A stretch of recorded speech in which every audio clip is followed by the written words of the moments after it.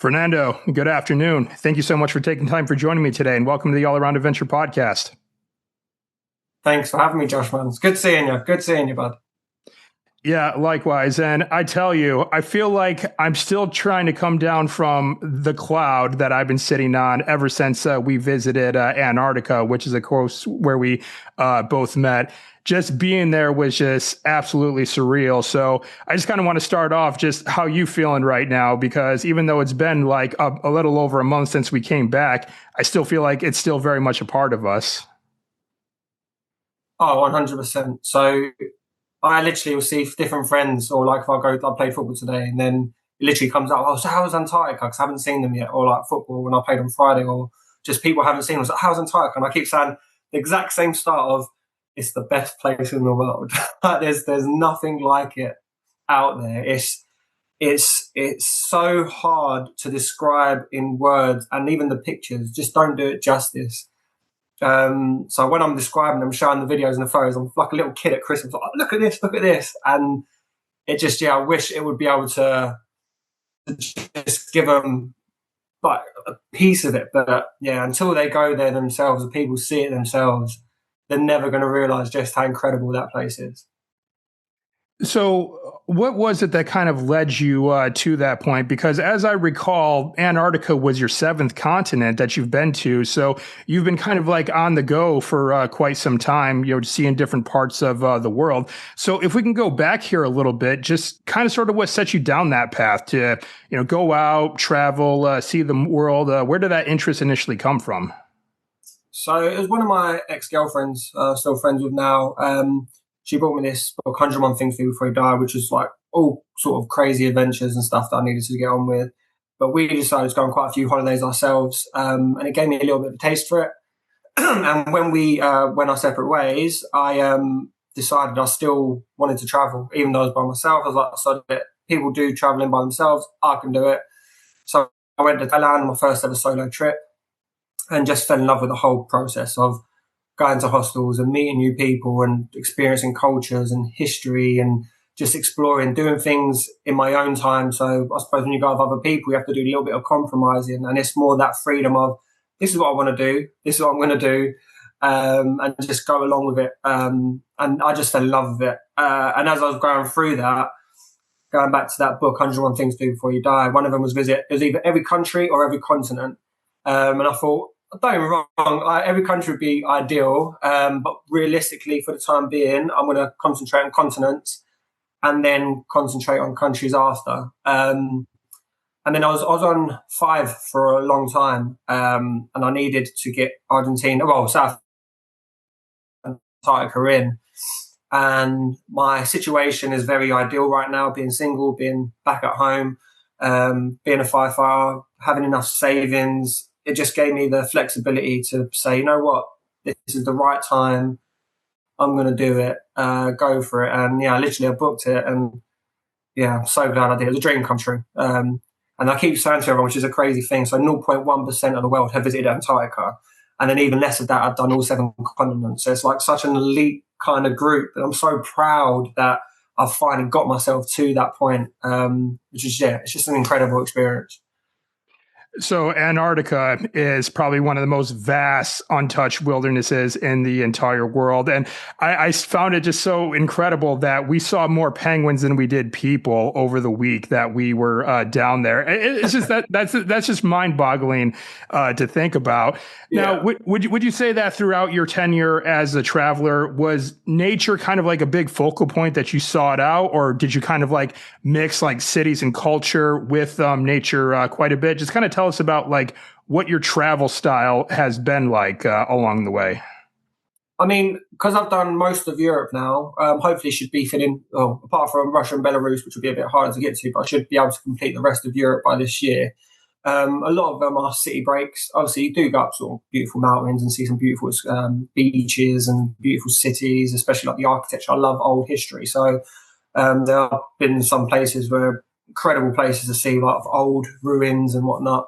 But yeah, definitely a lover of nature. Again, I've been to some crazy places, and you just see, like, even in Australia, which and obviously I know you're going soon, but in terms of like the beautifulness of the range of animals, that was one thing I found in Australia, which is insane, is that for every animal they have in England, in Australia they have like 10, 15,000, not 50, that's an exaggeration, but like 20, say, more species of the same thing. And they always seem to be a lot bigger and dangerous.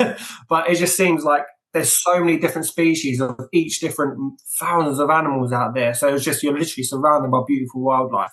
But yeah, so nature is always, for me, it's a big thing. I love animals. Being in Antarctica, like, as I said, like the penguins are incredible, but the whales, seeing them come out of the water all the time, and I just, oh, not all the time, but when we spotted them, and just insane, and the seals and even the birds, like it was just such an eye opener as to what that part of the world could be like, because you can imagine it in your head, but then actually being there and seeing it was quite an incredible thing. And I keep saying to people as well, which I'm slightly touch on, is I was very fortunate that when we went, not only we're going to this incredible, beautiful place and seeing all these beautiful wildlife, and I say an untouched sort of so the place itself, but we had such a great friend group. I mean, the whole boat was amazing. Like the staff, the crew, everyone, like we really got on well. But our group of like our pretty penguins, like we became bonded quite well, and I think that made such like the experience even 10 times better, because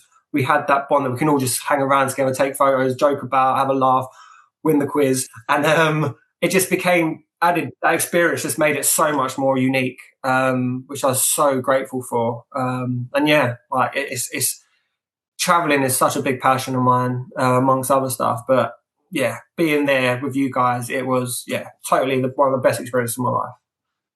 Yeah, I wasn't sure what to expect with all the other passengers. Like, I actually didn't even think of like how many passengers there would be on board. I think there was like maybe like 90 of us.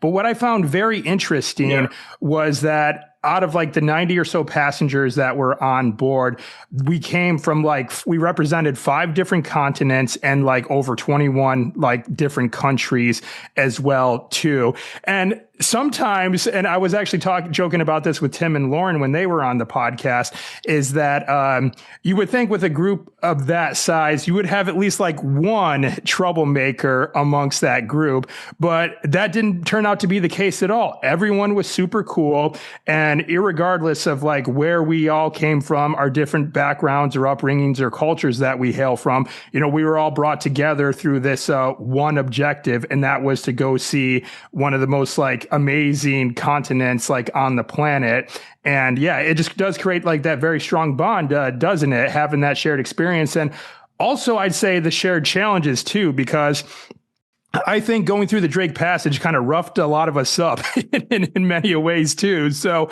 now, was that a concern for you at all? Because, you know, we all heard stories before getting on the Ushuaia of just how treacherous Drake Passage is. Did you have any reservations at all about knowing what you were going to be up against to in order to get to Antarctica?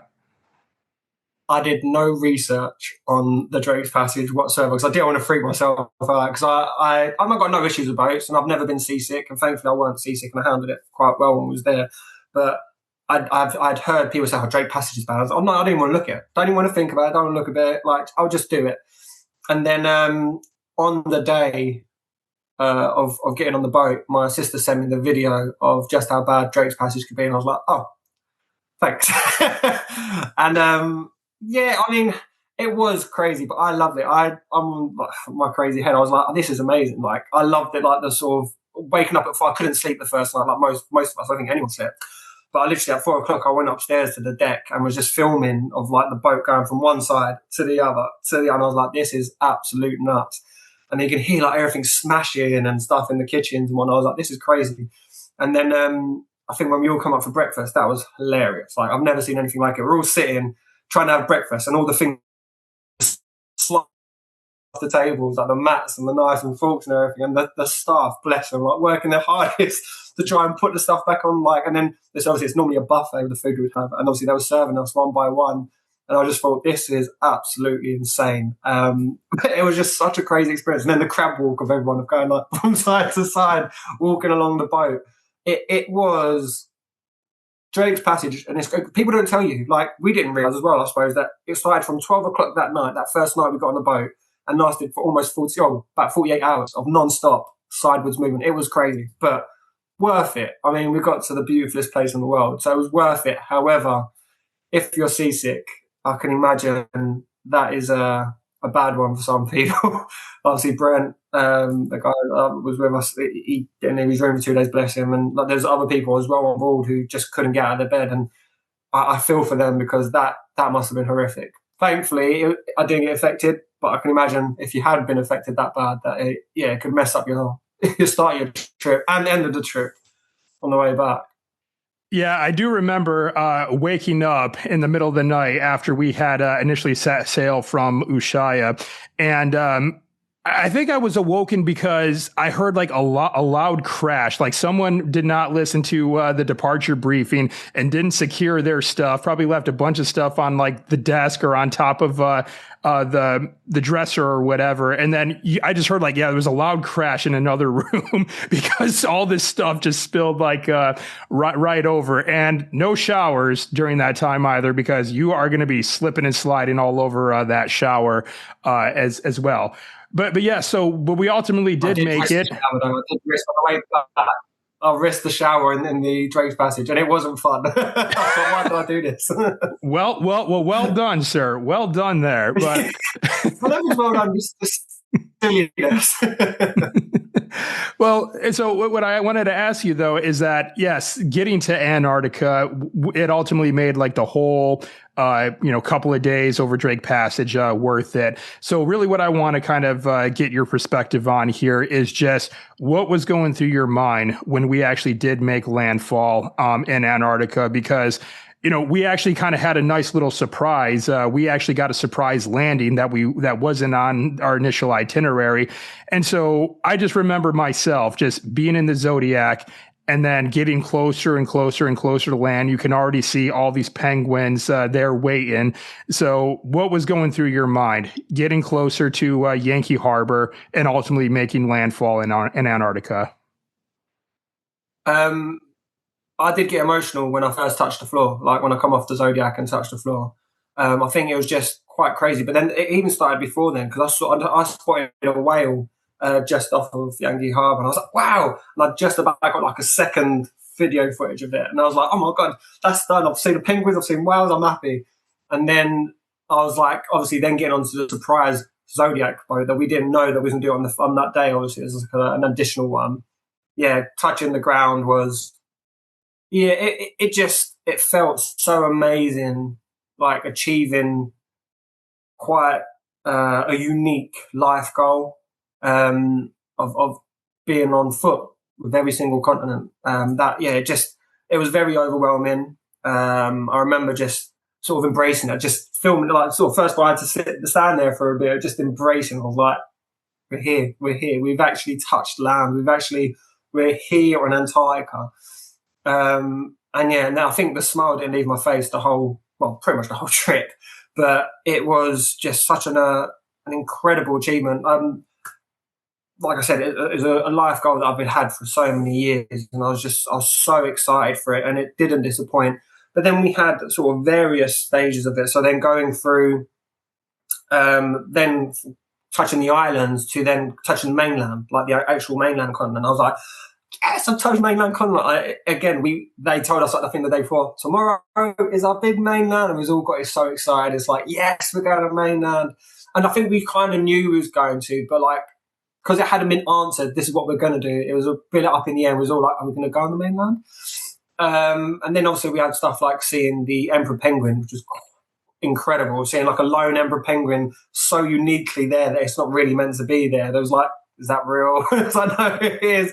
It was incredible. Seeing that leopard seal like on the iceberg, again, just a unique leopard seal by itself. I just think this is outrageous. Like, it was just, there was so many highlights. Even the wall break, like where the wall collapsed into the water. And it was like, who filmed it? Who filmed it? And it turned out someone thankfully had filmed. I think it was Louisa filmed it. It was like, oh, we got it on film. Like, it was just such an incredible experience seeing that. I mean, again, it's global warming doing its job. Well, so not for the good of the world, but in terms of just seeing it collapse was quite a unique experience. There was just so many highlights from the very start of touching the ground to throughout the trip. even the polar plunge, like what an experience. Again, we kind of thought we was going to do it, but we weren't sure. And then they said, oh, who's up for the polar plunge? Like, ah. And again, it was just what a unique experience. All of us rushing in and getting in the water. And yeah, it mind blowing. There's no, I've run out of adjectives to describe just how unique and stunning and beautiful Antarctica is. And for anyone listening, watching, you have to go to it. You have to see it. It should be so up there on your list, even if you're not a traveler, because it will blow your mind away. Well, and also hats off to the expedition staff aboard the ship too, who took us there. Just like they did such an amazing job. And you brought up that point about how they kind of slowly gave us more and more information as we sort of went. And I felt like, to me personally, that just really kind of helped with like that allure, that curiosity, or frankly, just the adventure as well, because we got a lot of briefings about how some of the early explorers that came to Antarctica making all these initial discoveries. I kind of sort of felt like we had that the same way too, because we didn't know what was like around the next iceberg. And it's like we had to just wait to see it for ourselves. And I think that just made it all the more rewarding when we took the Zodiac cruise like through the iceberg fields and seeing the emperor penguins as you described, which, oh my gosh. Now, yeah, I've shared sentiment. That was just incredible. So, I will say this, the expedition staff and, Fabian, managing the bar and everything like that, and the way they kind of kept us entertained on the ship, because the ship's not big or anything like that. And it was, I think that just, again, like the human element behind this expedition, to me personally, I thought was very rewarding. What are your thoughts on that, like overall? The staff, without fail, were incredible. Like from said, even from when the first breakfast, like they made sure that we ate. Like they were doing everything in their power to look after us, make sure we was all sort of well. First of all, make sure we was all enjoying ourselves, answering all the questions we had. Literally trying to make it as fun and as entertaining as we could. Obviously, the talent shows, which my hat goes off to the champion yourself, sir. But like it was just from start to finish, they did everything in their power to make sure that we was having the most incredible experience.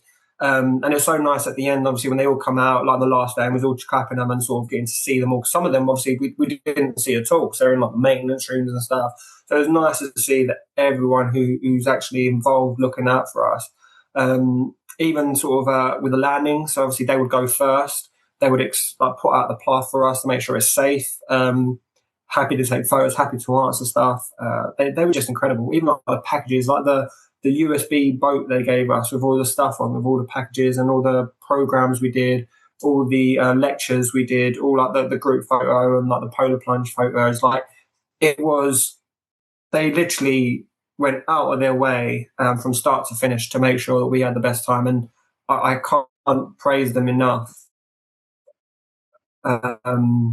Yeah, truly incredible. And again, added to an already unbelievable experience.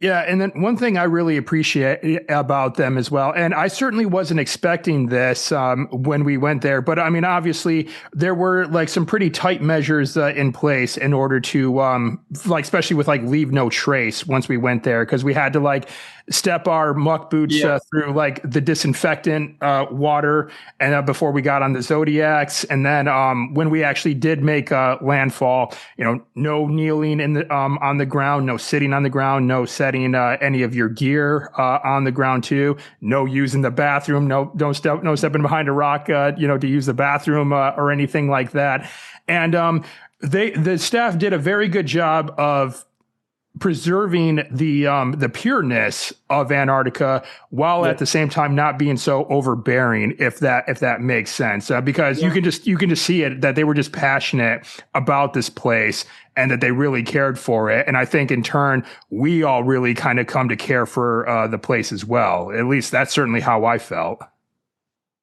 Yeah, 100%. You could see their passion, and then I can't remember which one it was. They were saying about you get the bug of like wanting to stay there and wanting to come back all the time, like, and it genuinely was that. But you could see the passion and how much they genuinely mesmerized by this part of the world, and they were so excited to show us just how incredible it was. And like you can see in their face, like not one of them was like, another day at work, taking more people onto the island, stuff like that. They literally loved what they did.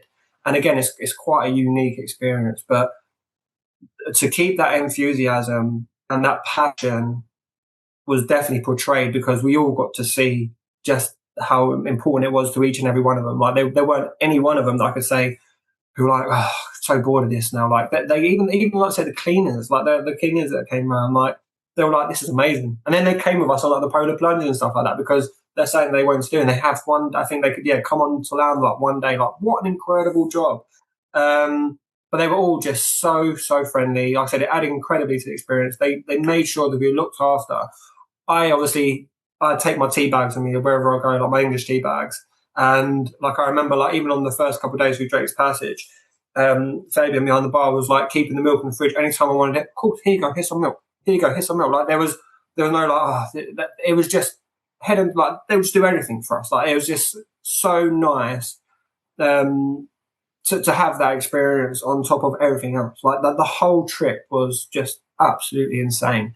And people obviously said like we had like the cheaper of the boats. So obviously you could pay like a few grand more, 4 or 5 grand or more, whatever, and you can have the next boat up and it does different things.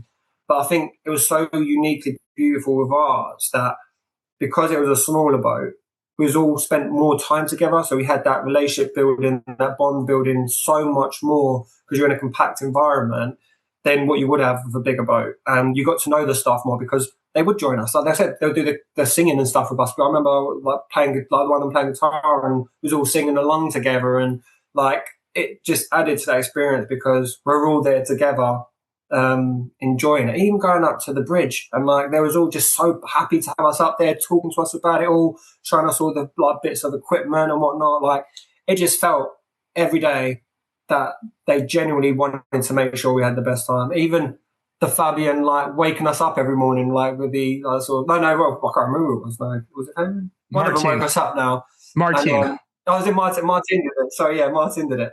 And with like, the alarm clock every morning, like so peacefully waking us up with the little sort of music and stuff. It's just, I run out of adjectives. Just it was insane. Best place I've ever been by a million miles. I think Thailand was well up there for me, and then it sort of surpassed it by like a million miles. Like this trip was incredible.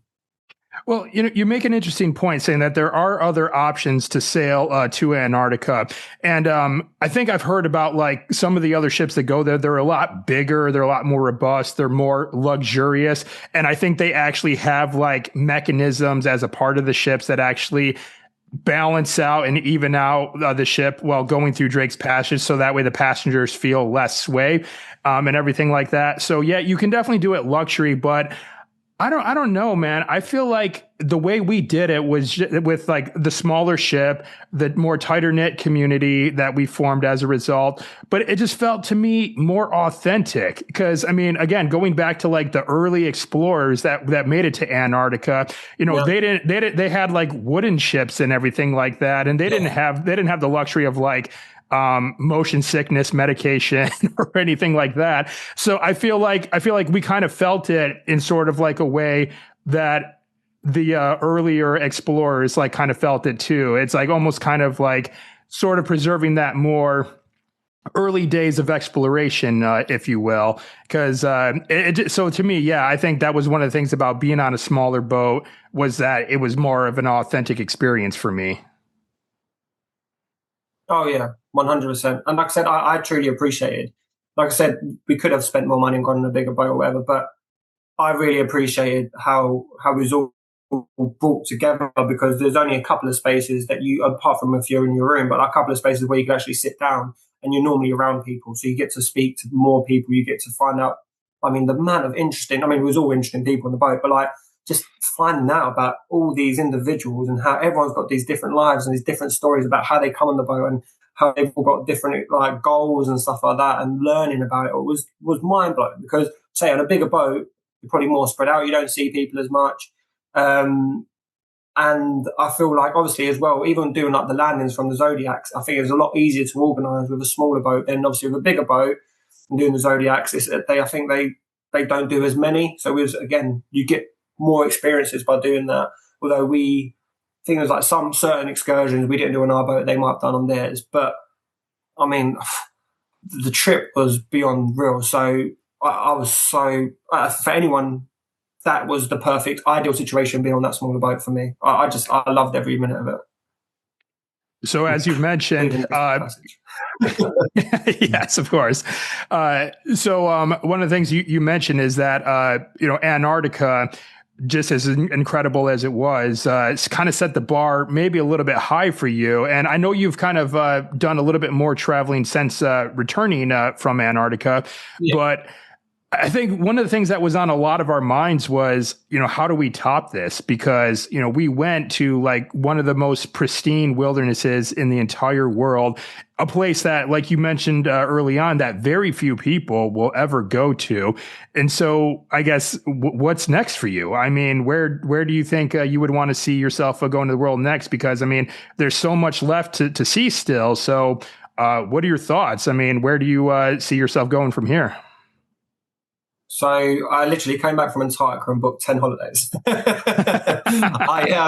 I'm literally doing most of Europe. So this year, I'm looking, I said, apart from Russia and Belarus, which I find it probably be a bit difficult to go at the moment with the current state of affairs. But I've booked pretty much the rest of Europe. So I should hopefully have finished Europe apart from those two countries by the end of the year, which would be amazing. Once that calms down over there, I would like to try and find a way to get over there in a safe manner. But then after I've conquered Europe as such, I would like to. Asia's always take my. I mean, China was supposed to be my 50th country, which it's not going to be now. It's going to be Serbia, but I had this big, massive trip to China planned, which I'll now do the following year. So I want to do as many places in Asia as much as I can because it just again mind blows me. Like China, Japan, even Bali, and places sort of in the lowdown Vietnam. All these places I really want to go to. South Korea looks insane. Even like doing a day trip and like they do like I think you get sort of escorted in North Korea like when you go there, but even that would be on there just to visit all these incredible countries. So that would be one of the next big things. Although I also want to do a Caribbean cruise because I would love to see the Caribbean. Like I'm absolutely love that part of the world. I'd love to go and see it. But I always find this is one of the downsides to traveling solo is on Caribbean cruises, you literally pay for a room. But it works out as it's a 2-person room. So it's like a double bed. So you're paying for 2 people rather than just one. So if you're going by yourself, it would cost 2,200, say, for, like I said, I was looking for 14 nights in Caribbean. If I was going with someone else, it'd be like 1,100 each. So it's like, could I really justify paying double just to go by myself? So that would be potentially on whether I can get someone to go with or my situation at the time, Caribbean, but definitely Asia's. Once I've finished with Europe, which hopefully should be this year, it'll be Asia moving on to next. I want to hit a country. So once I've done Europe, that's my next big goal. My next one after that is 100 countries. So I'm going to try and get in as many as I can until I reach that goal and then keep going up and up and up. Right on. Now, one of the things I wanted to ask you about as well, because one of the things that I hear from like many people when they, hear stories like mine or stories like yours or stories from other travelers for that matter, they want to go out and see the world, but oftentimes they find that it's difficult to venture out because they have like a lot of obligations, family, career, etc.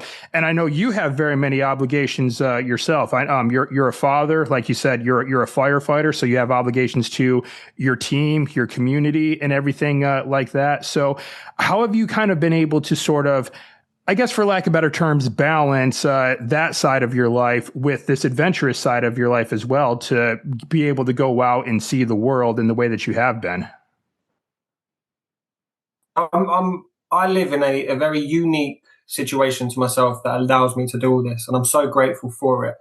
Being a firefighter means I do 4 on, 4 off. So my 4 days off, like for this year, most of my holidays are on my 4 days off. So I don't even have to take any annual leave. I can just literally go, come back before work, and then I'll go work the next day. So I'm free of my 4 days off. I'm ready traveling, which is a great stance for myself and obviously a very unique opportunity.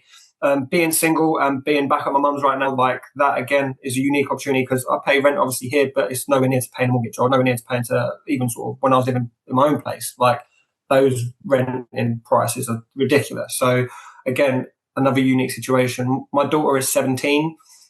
She lives with her mum. So again, I get to travel. I'm taking her away in September, and I'll always try and take her away. And I'll always say to her, "Where do you want to go?" I wish she'd come with me, but she don't want to do hostels. So that will maybe be hopefully something that she could embed in future. That like she'll just get over and just be, "I'll do hostel."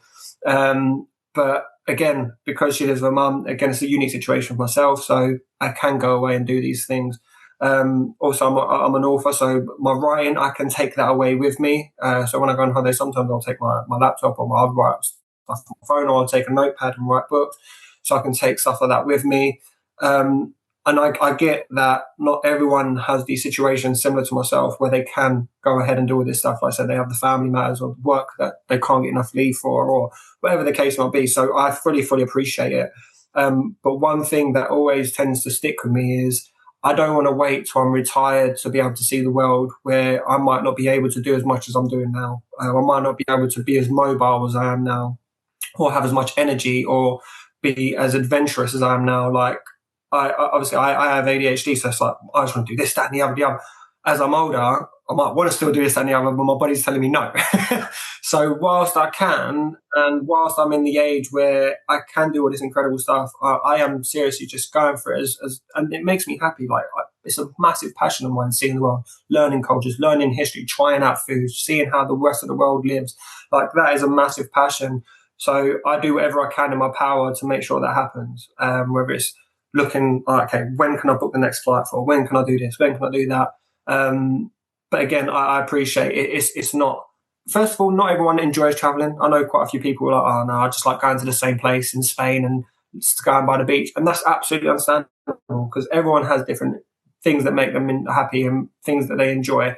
But for me, I live my life in a way that I now never want to have regrets, and anything that makes me happy, I'm going to do. And I found out a couple of years back, like, about boundaries and stuff, and being selfish can be seen as a bad thing, but it's also not. It's doing what's right for you. Like, I would never do something to upset, like make myself happy, that'll bring people down, not in that way, but I'm going to do what makes me happy, by living my life and doing all that I can to be selfish in that sense of doing all the things that I never want to regret. Like, so I never want to reach that age where I'm like, I really wish. No, I just want to do. So if it's in my mind, I'm doing it. Like, no one's going to stop me. This is my life. This is my passion, my dreams. I'm going for it. Well, even if people have, different circumstances to you, there still is a way to go out and see like the world in the way that you want. And of course, like all the other passengers on board the Ushuaia that went to Antarctica with us, all of them had like very different circumstances, but all of them found a way to come down there. I know, like, even in our own friend group, like one of our friends, she's a wife, she's a mother of two. She still found her way down to Antarctica. Some of the others were also married or in relationships, and myself included. We still found a way to get down to Antarctica. And then, of course, I have like a regular 9-to-5 job myself, as I'm building like my brand on the side. And I had to take my PTO to come down here. It's just one of the things that I think I want to try to make more people aware of, and that's one of the goals with this podcast, is that there is always a way for you to go out and do the things that you want. You just have to be willing to find them, and sometimes it's not easy. You may have to put in the work. No. You may have to say no to a lot of things to save up the money that you want. You may need to say no to coffee at the coffee shop every day and just brewing your own. You may have to say no to the designer clothes or whatever the case may be. And so I think that's just really what it boils down to, isn't it? It's just like, one of the sayings that we have in the Marine Corps is, I will find a way or I will make one. And I think that's just kind of the cool thing, is that we all just found a way to Antarctica. And as we've been talking about, it was a hell of a good decision, wasn't it? Yeah, 100%. And you're right. Like, we are the creators of our own destiny. So if there are blockades or things stopping us, we're allowing things to stop us. If you're saying that you really want to do whatever it means in life, not just travel, but whatever it is in life, if there's things put in your path, it's down to you to either try and overcome them or find another way. Like, make it work for yourself. And especially I'm very fortunate again being in Europe. So being in Europe, it means traveling around Europe is so cheap compared to sort of traveling from Australia and America, wherever it case, or coming in. But if you then come from a further away place, take 2-3 weeks, wherever it is, or do it once, like one in a blue moon, book a 3-4 week trip, and then just go as many places you want, if that is what you want, because it is so possible once you're here, or even just traveling around. Like, you can master anything that you put your mind to. And I say, I've always said to my daughter, there's nothing in this life that you can't do. And she'll always joke, like, oh, what about if you want to fly? I said, if that's generally your passion of, I want to fly, you work your ass off to make sure that all your dreams are set around that goal. I'm going to make myself fly. And you put yourself to it. Obviously, everyone has different goals, realistic goals, unrealistic. But if you want to do it, knowing just how incredible it is, rather than, oh, look at that, they're going on holiday again, they're going this, they're doing that. If that's what you want to do, then you find a way to do it. They say, as you said, make those sacrifices, be selfish. I can't afford to go out tonight, so I'm not going to go out. I can't afford to have a takeaway every week. I won't do it. I'm going to go to a cheaper shop to buy food so then I can save more money. Whatever the case might be, you have to put those sacrifices in place to enable you to be able to achieve those goals, because it's not easy. Like, not everyone has, as I said, the opportunity, but you are that maker of that destiny. If that's something you want to do, you have to make that your goal, and how are you going to set up by achieving those goals with whatever steps in place. If that's what I'm going to do, anything comes in my way, I'm going to find a way around it. And you have to have that mentality, because there's so much of this world to see. And I wish that everyone could have those experiences of seeing as many places as they can, because it's such a beautiful world. Absolutely. So speaking of goals, I know one of the goals that you have that you've already worked towards and you're continuing to work on is, like you said, you are an author. And your first book that you have is Hell's List, which I happen to have right here. So talk to us a little bit about what kind of led you down this path of writing. And, and of course, tell us about Hell's List. And I know you have another book out there as well as a few short stories. So, yeah, kind of just fill us in on that part of your life. So, goes back to the 101 Things to Do Before You Die Again book. And one of them was create a book, which I was going back and forth from the next time of ideas. And I came up with this opposite bucket list idea, which was, rather than things that you really want to do in life, things that are really horrible. And it turned out to be like the worst 10 things you can do. And that's sort of the inspiration that came around to creating Hell's List. So yeah, Hell's List is for those who haven't read it yet, is a quite a dark thriller. There's sort of obviously dark experiences going on in there, not for myself, but in terms of what you're actually reading. So it basically follows a gentleman who has nothing left to live for. I don't want to spoil too much, but he has nothing left to live for. Once he gets put away in prison, he finds out that his girlfriend, who he was with, has left him, even though she convinces him that she's still with him, but she's left him for the detective who basically arrested him. So when he comes out of prison, he loses it a little bit and ends up killing her and her daughter, who is from the detective's kid. And basically goes down a bit of a dark spiral path, and then decides to take on Hell's List, to become infamous, to go out of a bang, creating all these sort of horrific moments, and being, I say, infamous. And then the detective, who's obviously heartbroken, is in two minds, because he's so proud of being a detective. He's worked his bum off to get there. Like, he's been his pride to be a detective, but he's heartbroken. Obviously, he's lost the two people he loves most in this world.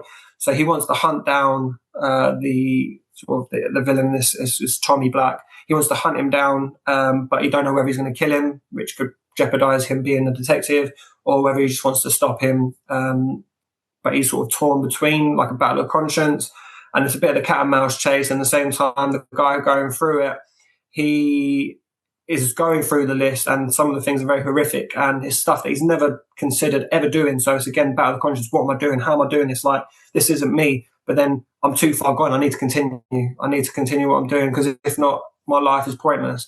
So it's a battle of consciences in a cat and mouse chase. And yeah, like I said, I get that dark thrillers aren't for everyone, but if you can stomach those sort of things, or if you're into horror thrillers and stuff like that, it's definitely worth a read.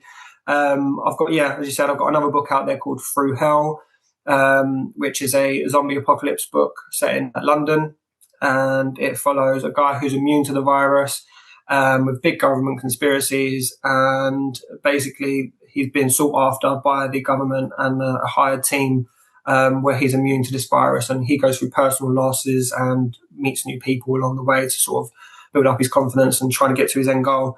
And yes, zombies are my favourite genre, so that was a real fun writing that. I really, really enjoyed it, and I love the book. So I'm happy at the moment, so it's just going through the final stages. So the first one, Hell's List, is available on paperback, Audible, and ebook, where the second one, Through Hell, is at the moment only paperback and ebook. Audio should hopefully be done. Well, I was speaking to the gentleman, so today hopefully it should be done. So in the next week or so, Audible will be available. And then I've also got my third book. So it's not the first two are novels, and my third book is a collaboration of my 20 short stories that I've created in a book. That came out on the 13th of January. And again, it's very like horror, thriller, dark sort of stories all collaborated together. Again, that's out on paperback and ebook, and a lady is doing the Audible for me at the moment. So hopefully in the next few weeks that should be available too. I also have my finished book for my third novel, which will be later out this year. And I'm writing a fourth one at the moment, but sort of juggling with lots of things at once. So that one will be released hopefully next year. But yes, again, it's just another passion of mine. I started my first book and I sent out feelers to people moons ago, and they all loved it. Well, I had amazing feedback. I sort of try and blow my own trumpet, but I had amazing feedback. I had lots of people enjoy it, and I was like, why don't you do something with it? And I was humming and hawing for a while. And then I finally, probably about 3 years ago, got it fully edited by a professional editor. And then I was like, okay, I'm going to start this path to make it a dream. And then obviously last year, on top of hitting all 7 continents, my dream was to release my first novel, which I did. It done amazing, did really well. I'm so proud of it. I've got it in bookshops, and like I said, it's been released and loads of people bought it, which has been incredible. I had it publicised through the Fire Brigade and the magazines.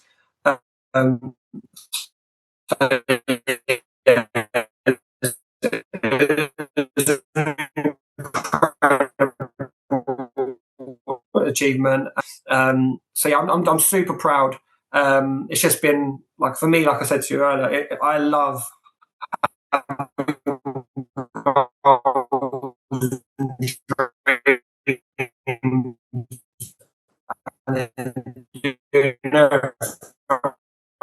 hands make sure. I'm hoping the next one we publish out the works at the moment. But I've worked so hard and I've learned so much about the whole process of creating a book, making sure it's fully edited, making sure the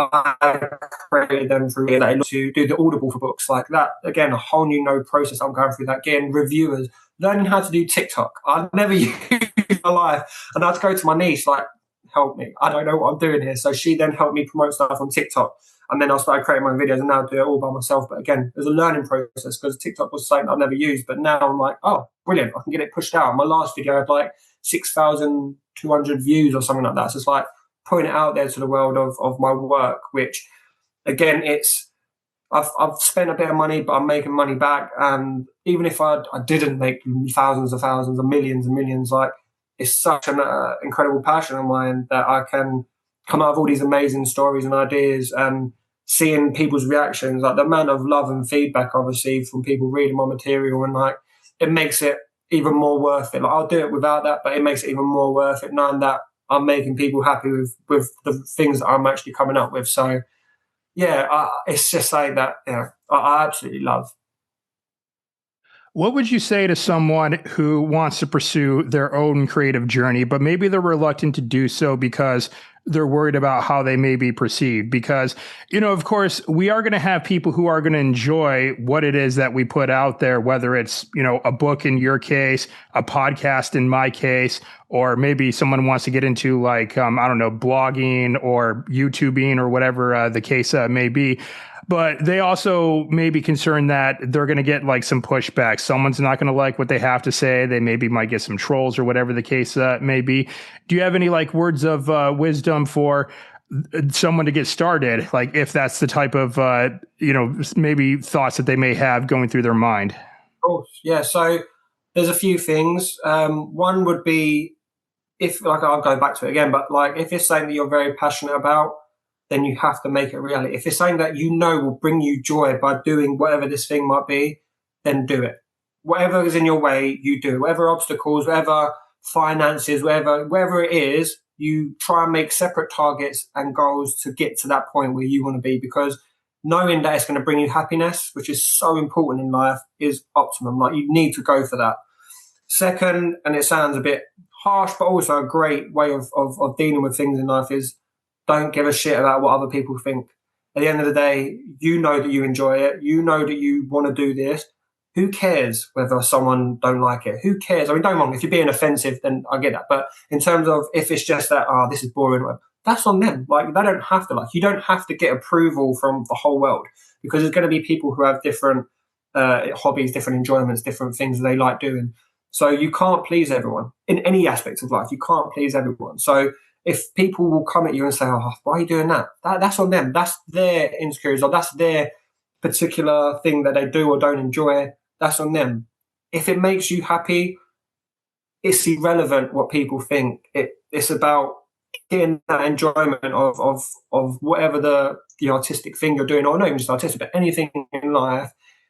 If it means something to you, then your opinion of it is what matters most. And you have to have that confidence and self-belief. And I'm all a massive person in terms of positive thinking and sort of having that confidence and belief and self-love. Self-love is such a huge thing. And once you have that, I think you then sort of feel like, okay, well, this is what I do. This is what I love. I'm going to do it, because you have that belief in yourself and that confidence and self-love. And never be afraid to ask. So if you think, I wonder if I should ask someone, like, hey, they did that, but I'm a bit nervous because they'll probably think, just Google it. But like, if you ask, you'll get an answer. If you don't ask, you'll just be left in limbo. And I found that a lot. Like I said, I even asked my niece how to use TikTok. Like it's about making sure that you can gather as much information, as much intel to sort of boost whatever you're doing, and that knowledge, which is so important to get to that point. And no question's a silly question. Like even if people take the piss, that's on them again. Like you're asking because you don't know and want to learn.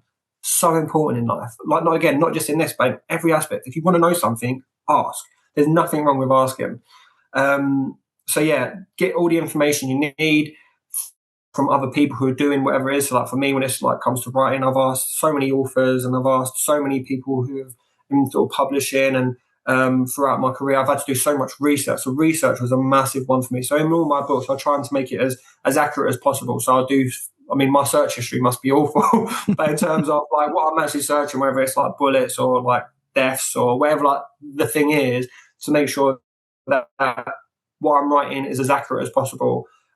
So doing your research again is fundamental to make sure that you're putting out the right thing.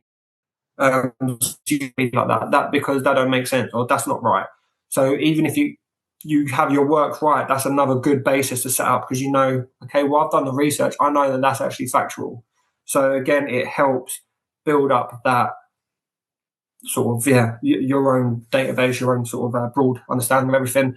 So yeah, I mean, there's probably more advice out there, but there's certainly big things that come from me when I was going through the process of putting my books out there, achieving my dreams. Well, it's a very good point that you made that, we're not going to please everyone with the stuff that we put out there. And kind of a tough thing about the world, I suppose, is that sometimes negativity tends to stick out and stick with us like a lot more than positivity does, maybe to like a certain degree. And like, as I can recall, getting like a 1-star review on my podcast where someone actually took the time to like write me an entire paragraph telling me why they didn't like my show, or like, when I put out like a post on social media to try to like, give some encouraging words, and then someone wants to like, write me 2 paragraphs worth of why they think what I just posted was shit and stuff like that, and how they disagree with me and everything, that stuff sticks out. But you also have to, like you said, just focus on the positive. Like if I've also gotten feedback of where someone says, "Hey, I really like your show. This has really encouraged me to get out and explore and see more of the world, and do these amazing things for myself," which in turn turns into a ripple effect in which they could hopefully maybe encourage others to do the exact same thing. And in your case as well, is that, maybe you get like some feedback of like, maybe someone didn't like your books because it was too dark or whatever the case may be. But then you also will get like people who will say, "This was a very cool story. I really enjoyed this. I'm looking forward to the next one." So it's just, ultimately, you do know that people appreciate your work and they like your work. So do it for them. Don't do it for the people who have bad things to say about you, Yeah, 100%. Like you're going to get haters. You're going to get, if you're putting your work out there for the whole world to see, you're going to get people who don't enjoy it. You're going to get people who think, "Oh, it's ridiculous," whatever. But they're entitled to their opinions at the same time. Like if they don't like my book or whatever the case might be, that's their opinion and they're entitled to it. I love what I do. People, like I said, as you say, like you put it out to people and they love what you do, and it's like, okay, great. I'm glad that I was able to do that for you. Obviously, I'm doing it ultimately for myself, but I'm glad that I was able to make you happy by reading this book, taking your time out to read my words that I've written and enjoy it. But yeah, that positivity of, and I said, you have to have a bit of a hard shell of not letting it get you, because it can get you, of feeling down or letting the negativity overcome you or think, "Oh, I really fucked up here. I really messed up. I could have probably done better." But if you put your all into everything you do, and I know that's sometimes not even the easiest thing to do, but if you try and put your all into everything you do, you know that you've worked your ass off to get to this point. And if people still want to take a little swipe, then that's on them. Like you can't please everyone. But as long as you know I've put the effort in, I really love that, and that's what matters. Because at the end of the day, it's for you ultimately. Yes, it's putting the word out. Like I said, with your podcast, you're putting the word out, and you say, if you get inspirational people saying, "I love that. I now want to travel more. I want to do this and the other." Even like your horror ones, like I genuinely love that. For I then went on Vinted and then went to try and buy ghost hunting equipment. I was like, I want to do that now. That's the effect of putting your stuff out there. It's literally, you're going to get people who won't enjoy things, but you'll get people who are loving your stuff. And I've had people come to me after, so with authors, and they're like, "How did you do this? How did you do that?" So I put videos on TikTok of how to like get your books on Amazon and stuff. And I then created different videos of how to get sort of the editings and stuff. And as well as I've had people saying, "Okay, so please, can I ring you up or whatever, just to get advice?" I'm like, "Yeah, of course." So I'm then being able to help other people achieve their dreams by achieving my dreams, which is like a nice ripple effect, as you said, to be able to do so. But ultimately, the person you have to make proudest is yourself. You have to be proud of what you do. And if you can walk away from whatever you're doing and say, "I really love that I've done that," or "I really loved," what's in my case, like my books and stuff, "I really love that book, like it makes me so happy," then that's the most important opinion of anyone out there. Absolutely. So as we said, your first book out there, Hell's List, and then you also have another one out there, Through Hell, and then of course like a collaboration of short stories that you're putting out there as well. So where can people go to find your work, and where can they go to connect with you, social media and whatnot? What do you got for us there? Yeah, let me show you. All right.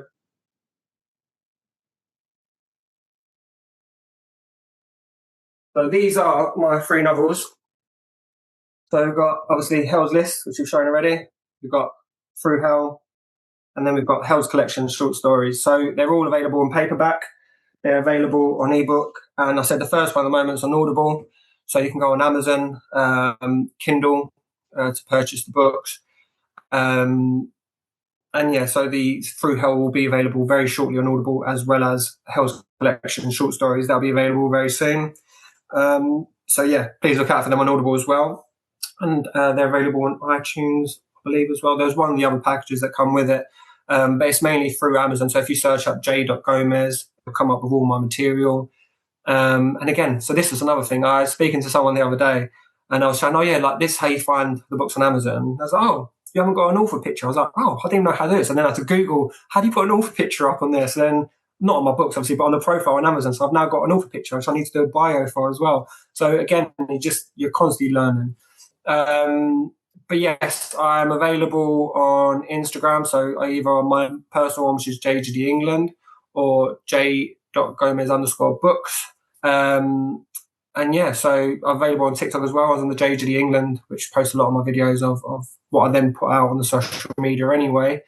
But yeah, it's for me, it's been such a whirlwind ride. I love it. Like I genuinely love like seeing those books. I remember the first one again. Like I got emotional touching Antarctica, but I also got very emotional when I got my first book come through, and seeing it in my hand, saying that I've worked so long. And I find it hard to write. I said, going back to touching earlier, I've got ADHD, and trying to sit at a computer for a long period of time can be very hard. So books take me a while. So I think the first one took me 4 years. The second book took me another 4 years. Hell's Collection over the years, it probably took about 2, 3, because I wrote short stories and then putting it all together. But it takes a long process. So seeing it, sort of my dream fulfilled, and seeing these paperback versions, it's so overwhelmingly beautiful. Knowing how hard I've worked to get to this point, and saying I can do it. Like for me, it's a part-time job. I literally, when I'm at work, I take my books and stuff and like write on my laptop and with me, or for gun holidays or whatever. So I'm constantly trying to think about how can I promote, how can I edit better, how can I get more people out there, how can I get more people listening, how can I do this, that, and the other. So I'm constantly trying to think how to improve it, because I want to put my word out there. I want to put my books out there for everyone. And like I said, whether people like it or not, everyone's entitled to their opinion. But for me, I absolutely love it, and I want to share it with as many people as I can. All right. Well, I'll have links to where our listeners and viewers can find it in the show notes for this episode. Or if we do have viewers that are watching us talk on YouTube, it'll be down in the description below. They can just go there, click away, and find everything that way. All right. Well, Fernando, as we start winding down our conversation, I have a few more standard questions that I want to ask you. And these are questions that all of my guests get asked towards the end of the show. And the first thing that I like to ask my guests to do is issue a challenge to our listeners and viewers, because we got to hear some good stories from you today. We got to get some great insights from you today as well. But stories, insights, information, motivation, inspiration, all that stuff, it really can only take our listeners and viewers so far. If our listeners and viewers want to go out and do amazing things in life, they have to follow up with action themselves in order to do so. So with that, what challenge would you issue to our listeners and viewers today for them to go out there and start living a more adventurous life? I would say, even if you do it sort of as little as once a year for start, I mean, try and do it more, like maybe like once a month or once a week, whatever. Do something that scares you, whether it's going somewhere you've never been before, I go cinema by myself, theatre by myself, like doing something, don't, even if you're in a relationship, but doing something that you're not 100%, oh, I'd love to do that, but I could do that easily. So saying that puts you off of, oh, I'd love to do it, but I don't know, I'm worried. If that worries you or scares you, do it. Like that'd be a challenge of, say, it can be once a year, once a month, once a week, whatever target you want to do it. But at least once in a year, do something that literally challenges you, that scares you, that you're so nervous about doing, but you really want to do it. Because that would make your life already just that tenfold better of, I then done that. I'm so proud of my achievement of doing that. I was so nervous, but I did it anyway. Right on. Absolutely. All right. So what I have for you next is my final three. I like to think that they're fun questions that I ask all my guests towards the end of the show. And I will forewarn you, though, Fernando, these are potentially loaded questions as well.